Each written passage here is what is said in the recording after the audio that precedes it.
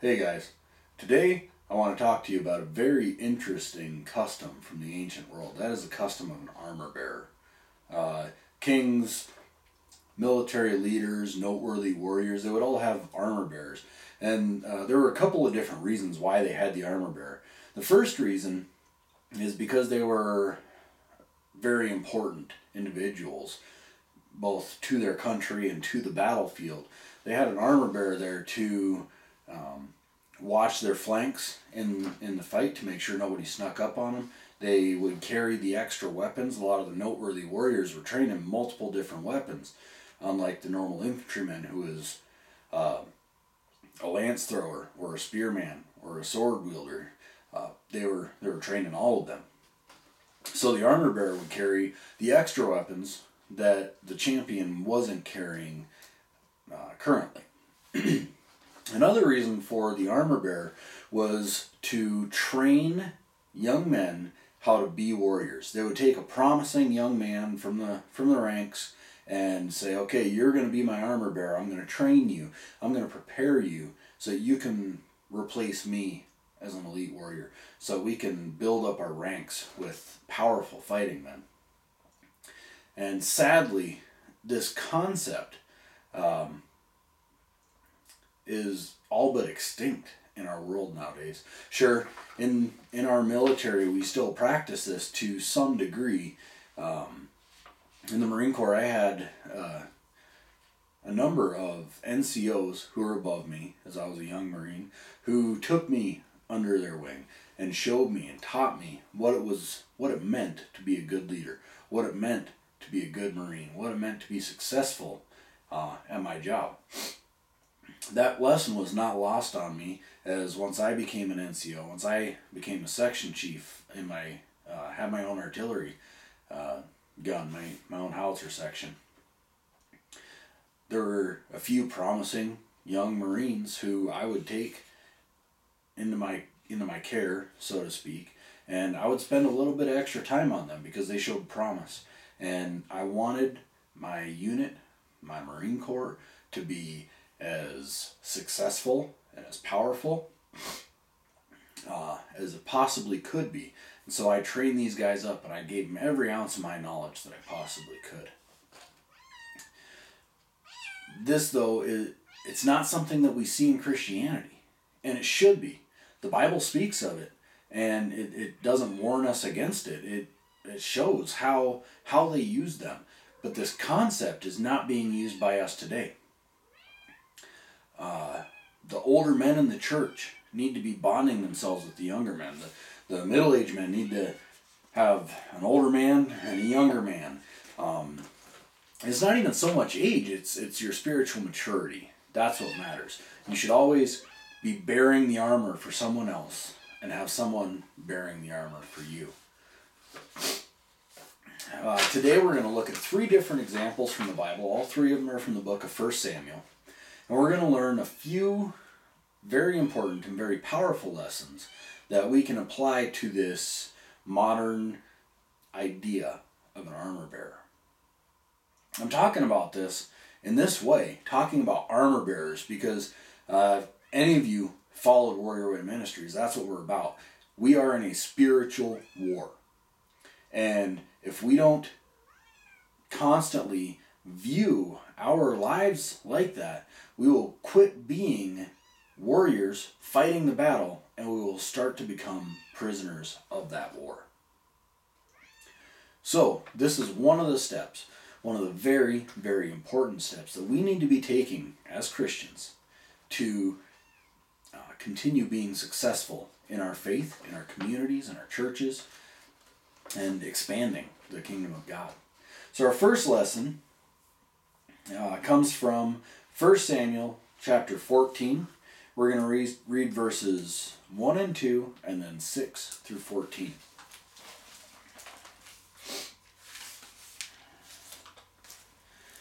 Now it happened on the day that Jonathan, the son of Saul, said to the young man who bore his armor, "Come, let us go over to the Philistines' garrison that is on the other side." But he did not tell his father. Then Jonathan said to the young man who bore his armor, "Come, let us go over to the garrison of these uncircumcised. It may be that the Lord will work for us, for nothing restrains the Lord from saving, by many or by few." So his armor-bearer said, "Do all that is in your heart. Go then, here I am with you, according to your heart."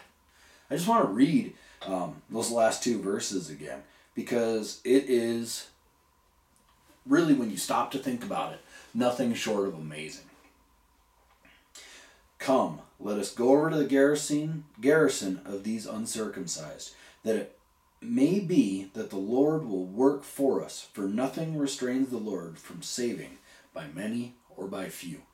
Jonathan didn't have any certainty whatsoever that he was going to be safe.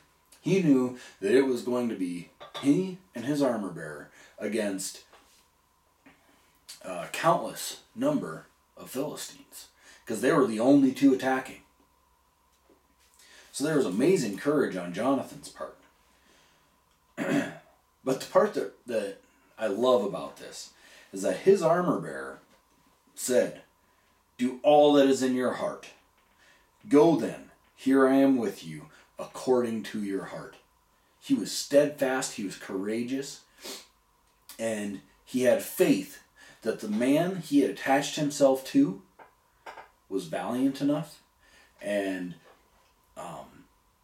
would be valiant on the battlefield, that he wouldn't put him in compromising situations, but that they would be victorious. But he also had faith that God, the God that they worshipped and served, would be with them in that fight. And that right there in itself is an amazing lesson that we can learn. There's a couple of things for us to learn from that. Our first takeaway point is, choose an armor bearer who will support your good decisions even when they seem impossible. We're not looking for yes men. We're not looking for guys who are just going to go along with whatever. But when they see a valiant effort, when they see throwing caution to the wind because of faith, they're going to follow it. That's the kind of person that we want to choose to bear our armor. Secondly, if you are the armor bearer, you must be willing to have faith that God will provide a victory even when all the odds are seemingly helpless. Before you're willing to bind yourself to another man or woman and bear their armor for them in this battle, you need to be sure that they're going to lead you straight. That way, when you are in a situation like Jonathan and his armor bearer were, you will know that whatever attack you're making is the right attack. The second example that we're going to look at is found right here in this same story, but it's the story of King Saul, Jonathan's father. And we're going to see how not to use an armor bearer. So, starting off in verse 2, it says, "And Saul was sitting in the outskirts of Gibeah under a pomegranate tree which is in Migron. The people who were with him were about 600 men." I'm going to read the account of Jonathan and his armor bearer's attack, just to shed a little bit of light on this story that we're going to be talking about with Saul.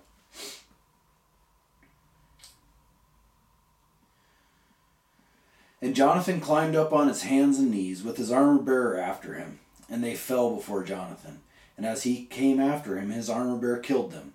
That first slaughter, which Jonathan and his armor bearer made, was about 20 men within about a half acre of land.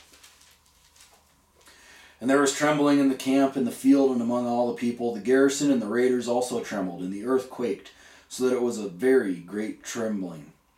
Now the watchmen of Saul and Gibeah of Benjamin looked, and there was the multitude melting away, and they went here and there. We're going to skip ahead to verse 20. Then Saul and all the people who were with him assembled, and they went to the battle. And indeed, every man's sword was against his neighbor, and there was very great confusion. That's talking about the Philistines. They're totally, utterly in shock because of this wild attack from two men that they were actually killing each other in this battle. That's the covering that God gives us. When we act out of courage, He will confuse the enemy, and they won't know which way to turn. Moreover, the Hebrews who were with the Philistines before that time, who went up with them to the camp from the surrounding country, they also joined the Israelites who were with Saul and Jonathan. Likewise, all the men of Israel who had hidden in the mountains of Ephraim, when they heard that the Philistines fled, they also followed hard after them in the battle. So the Lord saved Israel that day, and the battle shifted to Beth-aven. Now here's what I want to talk about with Saul. And the men of Israel, this is verse 24, and the men of Israel were distressed that day, for Saul had placed the people under oath, saying, Cursed is the man who eats any food until evening, before I have taken vengeance on my enemies. Now, you might be noticing that the verses that I read about Saul, there was no mention of an armor bearer. And I think that's a very telling thing. Jonathan took the time, he had the respect for the man with him, to include him in his decisions. He wasn't going to put him into harm's way without first talking it over with him. He wasn't going to make any rash decisions without having another sound mind there to talk about what that decision should be. Saul did not do this. Saul instead made all these decisions himself. Think about it. He's sitting under a pomegranate tree. If he had chosen a wise, stout-hearted, valiant man to be his armor bearer, that man would have said, Sir, with all respect, he is the king, but he would have said, Sir, we need to be doing something. We can't just be hanging out here in the shade. The longer we sit here, the better a foothold the Philistines have. That's what his armor bearer should have said. And then when Saul made the horrible decision to not allow any of his troops to eat until nighttime, when they're fighting and struggling and everything, that was a horrible decision. You run out of energy. You got to fuel your body. But Saul wasn't thinking. And he didn't attach himself to a man who would speak up and say, Sir, you want to think about that one for a second? It's not the best idea. We want our guys to have as much energy as they can so they can go slaughter these filthy, flippin' Philistines. But he didn't. The reason for that, of course, this is all speculation here. Right now, this is speculation. The reason for that, I believe, is because Saul chose an armor bearer for a political reason, to show favor to someone in the kingdom that he wanted, you scratch my back, I'll scratch yours. That kind of thing. Another reason why is why we don't hear anything from his armor bearer in this is because his armor bearer was not a righteous man. He was not a brave, stout-hearted man. In 1 Samuel 31, when we read the account of Saul dying, his armor bearer dies right there with him. So in combat, he was brave. But when it came to the real courage of standing up, looking the person who's in charge of you in the eyes and saying, that is not a good idea, he was a coward. So, what are the lessons we're going to learn from this one? I pretty much already covered them, but I'm going to go over it again. The first is, choose an armor bearer who will give you good, sound, godly advice. Then allow them access to speak into your life without fear of repercussion. I can choose someone who is brave enough to call me out on something, to be my armor bearer. But if I bite their head off, or if I ignore them every time that they do that, why do I even have them in the first place? Secondly, if you are the armor bearer, whether you've been given the permission to or not, you need to have the courage to take the initiative and question bad decisions of your warrior. You have to. You're going to die if you don't. Sure, in that kind of situation, he might have died anyway.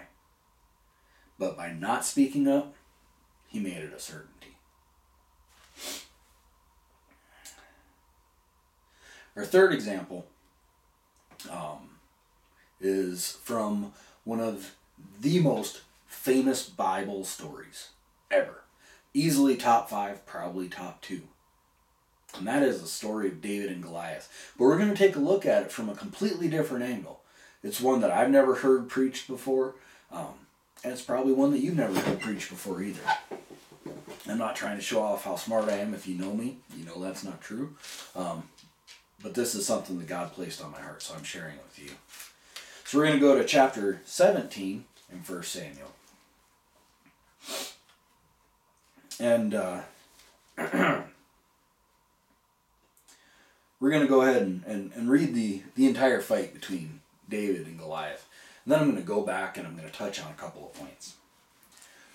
So starting in verse 40, it says, "Then he took his staff in his hand, and he chose for himself 5 smooth stones from the brook, and put them in a shepherd's bag in a pouch, which he had, and his sling was in his hand, and he drew near the Philistine.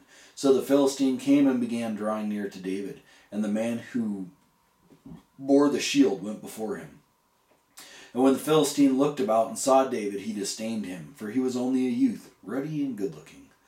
So the Philistine said to David, 'Am I a dog, that you would come to me with sticks?' And the Philistine cursed David and his gods. And the Philistine said to David, 'Come to me, and I will give your flesh to the birds of the air and the beasts of the field.'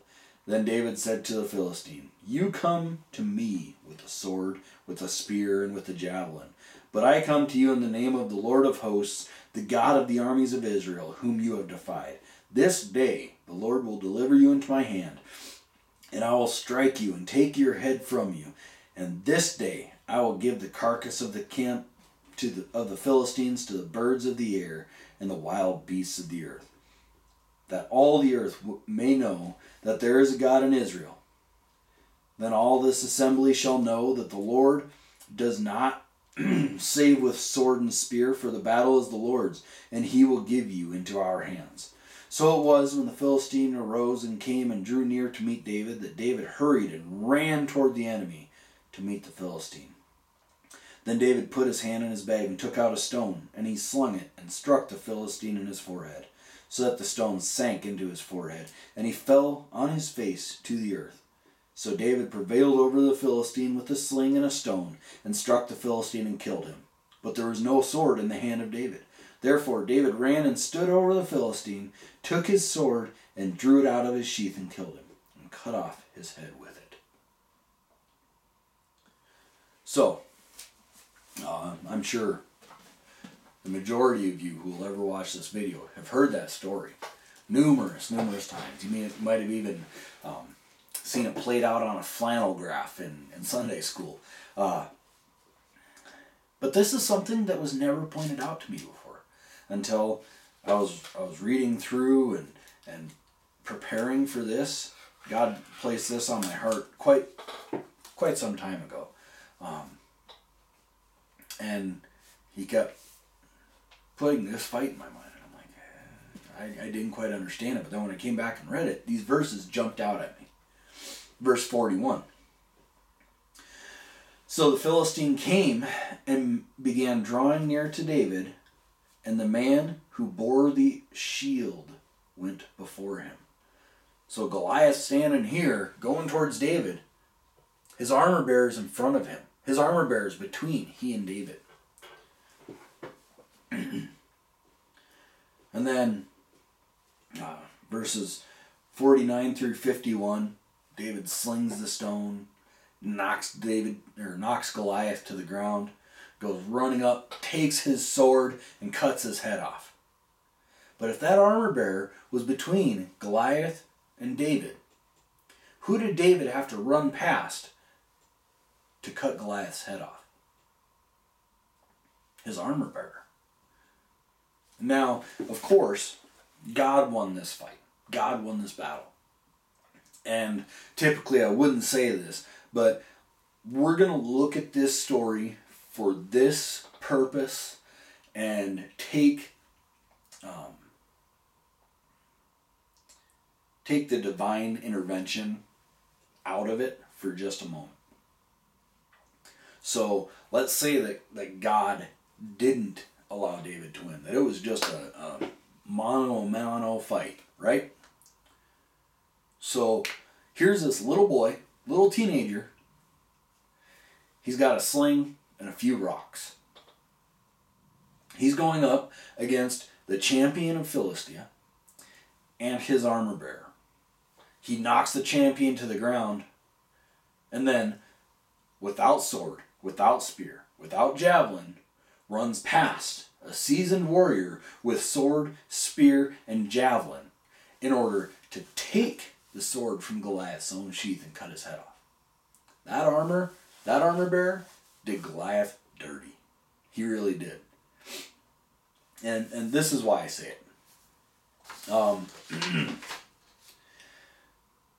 Even though Goliath was dead, his armor bearer did not defend his legacy, did not defend his armor. He allowed this hated enemy to desecrate his champion's body.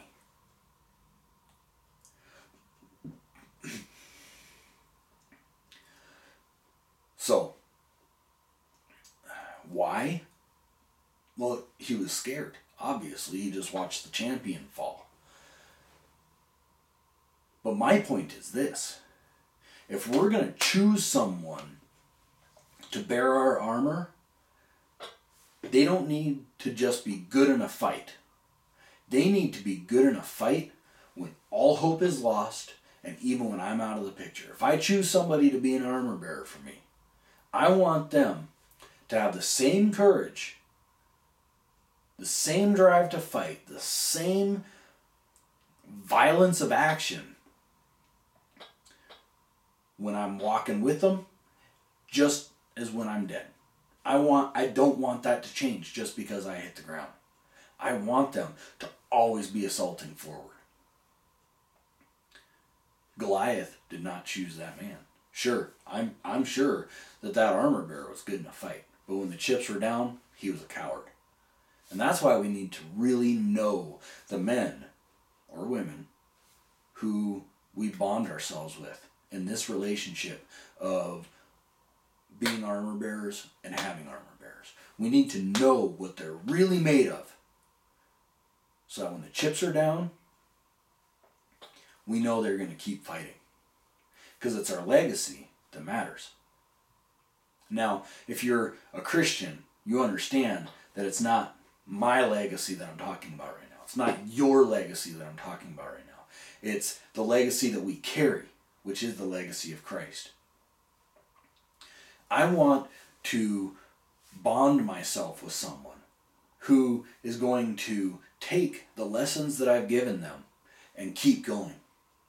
When I die, whenever it is, I want them to keep going and say, this is what I learned. I remember this one time when I was with Enoch and this situation happened and he dropped to his knees and prayed. That's our kind of fighting now, right? That's what I want my armor bearer to do, is say, this is what I learned and this is why I'm going to do it. Not because I don't care if he uses my name or not, as long as the name of Jesus is being used. Because my legacy, the legacy that I care about, that I want to leave behind, is more people moving forward, assaulting the enemy to expand the borders of the kingdom of heaven. That's what I care about, and that's what I want every remembrance of me to be. And the way I do that is by bonding myself with men who will continue the fight after I've gone. So again, I just want to reiterate, it is of absolute vital importance that, one, you have an armor bearer, that you have someone who's going to protect you, someone who's going to pray for you without you ever asking them to, someone who's going to be watching your life and knowing when you're under attack and going into the fight, whether you order them or ask them to or not.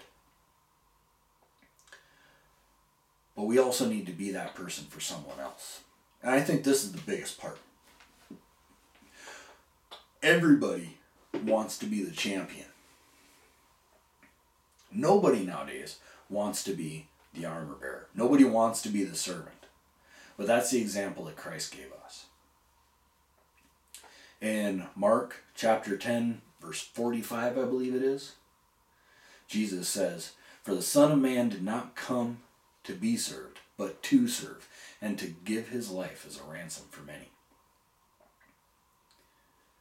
Jesus demonstrated the humility of being willing to lay aside his heavenly crown to come and walk alongside us and serve us. And that's the way we need to be. We need to be more interested in bearing the armor for others than we are in having someone bear the armor for us. And in doing so, that's how you're going to find the ones who you can really trust to carry your armor in the fight. Thank you so much for the time that you've given me. I hope that this message blesses you, that it encourages you, and that God works in your life through my words. They're not my words, they're His. He's just using me. And I want to encourage you also, don't just take my word for it. Never, ever just take the word of the one standing in front of the church or the one on the YouTube video preaching to you. Get in this Bible yourself and make sure that what they're saying is the God's honest truth. Thank you so much. God bless. Go forth and make war.